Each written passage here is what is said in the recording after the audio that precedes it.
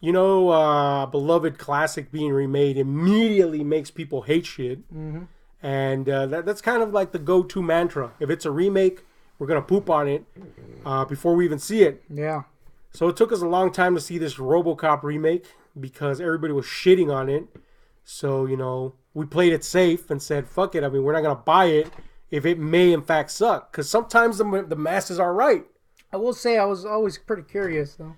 Curiosity, yeah. I mean, I'm always open to a remake, man. Yeah. You never know what an interpretation will bring or why or how they want to remake it. Sometimes it's a cash-in, sometimes it's not. Sometimes it's a cash-in and a creative endeavor at the same time. We had actually almost bought it several times, and I just happened to find it for $1 at the Dollar Tree. Exactly. So everybody knows, of course, the Verhoeven classic from the 80s.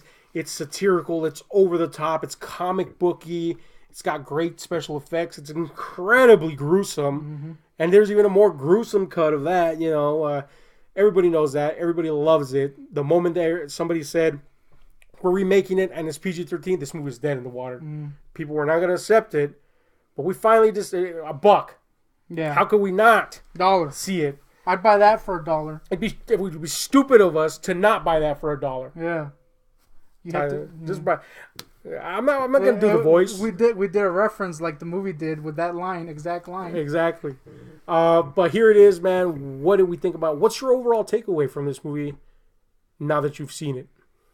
I think it was kind of a meh for me. I like how you were like confused. Yeah, because it wasn't bad, but I was just kind of like disinterested throughout. There's some scenes I liked. Let's say that, but overall, it was kind of not great for me. Get ready for a shocker. Loved it. I loved it. Really? I absolutely, positively love this remake. I'll put it on par with the original. Man. It's in fact, I think it handles the satire a lot better. And I think the exception being if you want your satire to be goofy, well then, I guess it doesn't. It takes itself more serious, but satirically speaking, it says a lot more. It's more targeted in its criticisms of government and business, and it's so cynical a movie. And I think it handled certain things a lot better. But we'll talk about the pros and cons of it. What do you want to start with, the pros or the cons? Pros. Okay, so since you're super excited about the pros, let me start with the pro. The biggest pro for me was that it handled the Murphy character a lot better and a lot more empathetically for the audience, because the Murphy character in the original one just kind of there. It's just kind of he's there. Yeah. I mean, really, the only empathy you feel for him is how fucked up and violent his death was, and that he was taken away from his family because of that. And he's just kind of thrust into it, and it's kind of like a revenge, vindication type of plot at that point. This one handled it more deftly and gave him time to grow on you in a specific way. It made him more tragic. It was not a character whose identity was taken away from the get-go. It was a character who was losing his identity as it went, and then he gained it back. That to me was like more resounding. And there's even elements of like body horror, like that part where they show the extent of the damage on him, and he's basically just a head and lungs. That was I would say that was one of my big pros. Yeah, man. That scene was really good. That was cut the down impact. without the hand. But yeah, you know what? That even that kind of grew on me. It kind of like just emphasized how useless he was without what he, But yeah, I really, really, really love what they did with the Murphy character. That was my first big pro. What's a pro if you got any? There's a point where Michael Keaton kind of sounds like Beetlejuice. That's a great pro. That was a big pro for me. He does though. Yeah, right? Yeah. I kind of like the stuff with Sam Jackson in that like news thing, because that is kind of like what we're seeing now. So that was kind of neat, and it does have that kind of cool ending with it. Kind of gave it a interesting feel. I like that. That was cool. Yeah, and that ties into my other pro, which is how they handled the satire in this. The satire of the original was very much for the audience of that time. The satire in this one is very timely.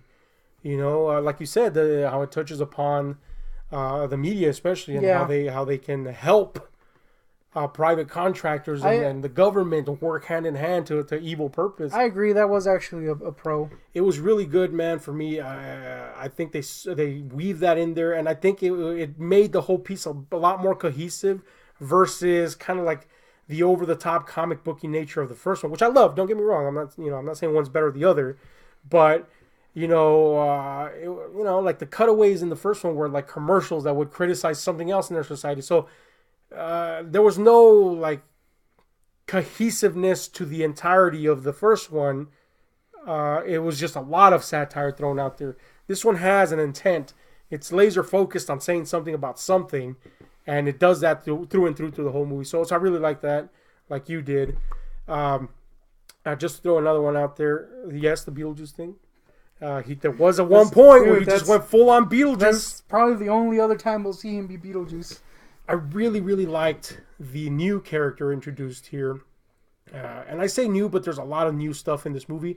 And I love, before I get to that, I love how this movie is pretty rabidly loyal to the original, but it takes distinct and different avenues to get there.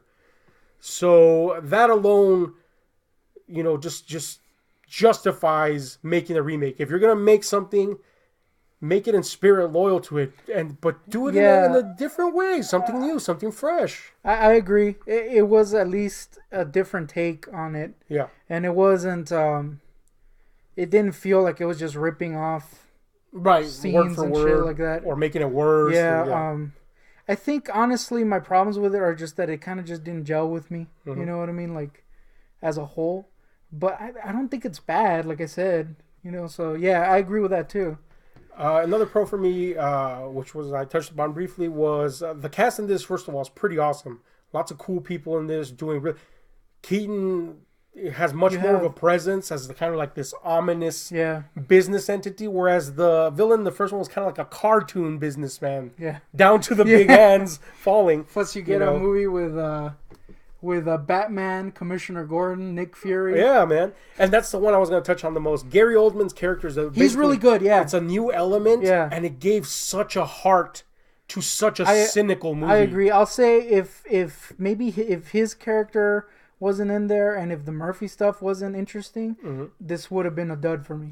Yeah, and see, that's that's really what I think is the lifeblood of the movie. Yeah, it's what kept me in the movie. I was like, oh yeah, these characters are cool. Yeah, and I think that's good because it's doing the satire thing great, and it's saying its own thing, and still keeping in kind with the first one. But yeah, man, these guys, Murphy gave you kind of like the existential angst of his being. Whereas this other guy gave you the moral angst, like where do I stand? So these two together really did create that lifeblood, that heart of the movie. I really, really liked that inclusion of that character. He was a really good character to add to this. And like you said, it had this relationship between them not existed, this movie would have been very different. Stop me if at any point you have another pro, by the way. I'm just going because you seem lost on the pros. Or don't have any, or not any worth mentioning. But another pro for me was it kind of felt like Neil Blomkamp light. And, I like that. I like that idea. I like that approach. Yeah. Especially towards the beginning, the framing device for the movie, it gives you that, I agree. Kind of like international feel to the effects of what these people are doing and why bringing it to our nation would be a bad thing, That was really cool, man. Let me bring up a con that kind of ties into that. Okay.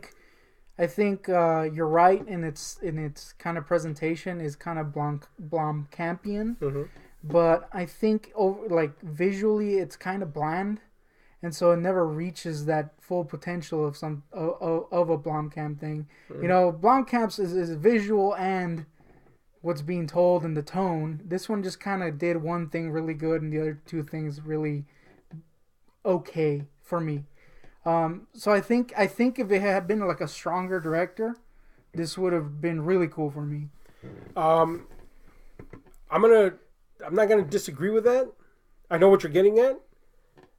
I just viewed this movie in an entirely different light, this movie presents itself, believe it or not, more like a superhero movie. So it has more of the aesthetics of that, despite keeping the sci-fi action elements, obviously. So I think the Neil Blomkamp light is because, not entirely, but because there's this other element into it. And again, the movie is so kind of like glum and cynical that it also casts a certain mood over it. And I just particularly like that feel. So yeah, don't get me wrong. It would have been interesting to see it in a much better director's hands. Yeah. But I'm not deriding this director. I think he did a fantastic job. So, yeah, but I feel I know what you're coming from. I think it's just, for me, it's lacking something stylistically to tie everything together for me. Another thing I liked, and I know this was a big point of contention for people that didn't even bother to watch it or just were going to hate it out the gate, was I kind of like Robocop's look. I even kind of like how they kind of like poked fun at how people are so hooked on the look in the movie by saying, hey, well, this will make them stealthy right here. Yeah. They really like cut it because I'm sure they had to have known that was going to be a response. So they just cut into it. They just said, look at this, fuck you. I like that, man. And I liked how he looked. It did have a tactical kind of feel to him, like that, looks like a fucking frying pan or some shit. I'll say that I didn't hate the design as much as I had in like the pictures and shit. I think it looked pretty plasticky, but I mean, that's kind of nitpicking. It is a freaking plastic suit after all. Yeah, and then given how tactical gear looks, it kind of falls in kind with that. Guess. It doesn't look like fucking metal or anything like that. I just kind of liked the initial look, where it was the same thing, just silver. Yeah. I thought that looked cool. And you do get it at the end again, so that was cool. I just thought kind of giving it that matte black made it look kind of cheap. But you know what? I actually didn't end up hating it like I thought I would. I don't like the hand. I think the hand is pointless. Just throw that bitch away. But whatever. I guess it's part of his humanity, so whatever. And I'm going to throw another final two pros in here. I really like the action in this. They didn't go over the top, insane, gruesome action like in the first one. But I really like how they handled it. And second, a big point of contention for a lot of people was this was a PG-13 movie. So he basically has a taser gun the whole movie. Yeah. But given what is being communicated in the movie, it makes absolute sense that he would have that. I don't really see that as a criticism. Yeah, it's fully explained in the movie, so it didn't bother me one bit. It just goes back to, like, we already have the super violent one. We don't need... Yeah, exactly. Yeah. It did go a different route, and I think that route hit. And then there was some scenes in this movie. I already mentioned one of them, the kind of like...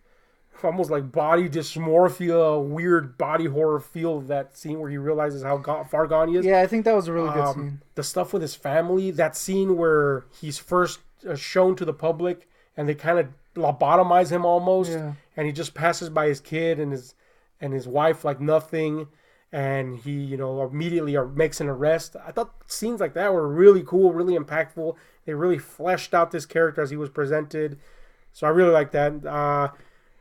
But let's go to the cons, because I know you got some. Hit me with them. I'd buy that for $1 line. Yeah. You get like several little corny little callbacks. They're ultimately not bad, but I could have done without them. They are far better handled than I've seen other callbacks. Yeah, that's they're not like, hey, we just said that. Yeah. The most blatant one, I guess, would be I'd buy that for $1. Yeah. But yeah, I get what you're saying. Go ahead. Again, just kind of like the cheap look of the costume. But even then, I actually ended up liking the final look. So I don't know. Honestly, like I don't have any big cons. The style is probably my biggest con. Mm-hmm. I think this could have benefited with just a little bit more visual bang. Yeah, exactly. Like I think everything else is there already, and I think a good example is the end where. He's finally going to confront Beetlejuice, and you're like, okay, cool, we're going to have a cool scene, and then he just kind of goes bloop, and then it's over. And it's not shot cool or anything. There's no cool moment in there. You're just kind of, oh, okay. And that's the only con I have, really, is that it does build up an expectation for a final confrontation. And knowing what we know about the final confrontation in the first one, it needed redemption because that final confrontation in the first one sucks. Yeah. I mean, it doesn't suck, but it has this scene with a long ass hand. And it's at the top of a building. Yeah, so I expected at least to fall. But at the same time, I'm kind of at odds because it does create that expectation, but that expectation for me, at least, was more rooted in what the other movie was rather than what this movie was. Do I feel that the movie still deserved, or I should say the villain still deserved a better death? Yes. Do I think that it needed to be gruesome or exaggerated? No. I just feel like maybe, a little bit more. But it does fit in with the tone. It didn't ruin the movie for me, but I get where you're coming from. So, yeah, that would be kind of like a pseudo-con for me because, come on, man, shoot that guy in the head. Yeah. Give me a little blood splatter here. Hey, I mean, there is a little blood splatter. But, maybe just even have the thing, maybe a little slow-mo, but they literally just played in real time, and it's just like, okay. Yeah, and weird. And it kind of like the suddenness of it should have been enough.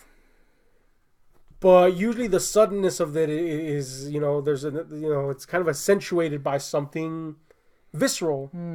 Like, whoa, his head exploded or some shit. Yeah. So there's kind of none of that. But again, tonally it fits. So, yeah. But anyway, that would really be my only big con to this. You seem more like in a gray area, really, than the con area. Yeah, I'm gray like his fursuit. So unless you got any more, we'll do the final thoughts and final score. Hit me with it. I think this movie was okay. I didn't hate myself for watching it. Mm-hmm. I really like certain things, like the stuff with Sam Jackson. I thought was pretty neat to see, especially since this movie was not made in current day. So I was like, oh yeah, this is pretty cool. Gary Oldman, great. He was great. I don't know. Maybe if I rewatch it, this will grow on me more. Mm-hmm. I just think it lacks something in the style department, and it does kind of hit it a little bit for me into the negative zone. I'll give it a 6. It's pretty good. I really, really, really love this movie, man. I didn't expect to love it. I expected to be either middle ground or just be like, why did they do this? But lo and behold, I was surprised. I do appreciate the more serious tone. I do appreciate that they took different avenues to get to the end. And mostly I appreciate how they handled the satire. They didn't need to go goofy or over the top to be satirical. They could make it a serious tone and say something about our world that's relevant to us now and do it in their own distinct fashion. So that was all really good. Murphy's character, Gary Oldman's character. That's right, Murphy's apparently just Murphy. Yeah. What was this guy's name? I don't know, some guy that I've never heard of. Joel Kinnaman, that's right. He was a freaking Flag, wasn't he, in Suicide Squad? So, Joel Kinnaman, I think he was fantastic. Also, the way he looked in this movie reminds me of that guy that's in all those tranny pornos that's renowned for that fucking meme where the chick shows him a dick, and the meme is this, the gif of him turning to the camera and going, oh my, he looks like that guy. Find the meme. Oh. You'll know what I mean. But anyway, definitely not. That's not a fucking pro, but I'm just saying he looks like that guy. It's a pro. Reminds you of tranny porn. Yeah, Kinnaman and Oldman were fucking great in this. I again, it just surprised me how much I actually like this movie. Add another freaking DC actor to the pool. Yeah. I was really pleased with this, man. Really pleased with it. Again, took me by surprise. I'm gonna give it. I put this on par with the original for its own distinct reasons, and at the same time for keeping that spirit alive. So I'm gonna give it an old 8.5, man, which is what I would give the original. So there you have it, folks. What did you think about this little flick? Did you hate it? Did you love it? Tell us why in the comments down below. In the meantime, hit like, share, subscribe, and those notifications. Let's go.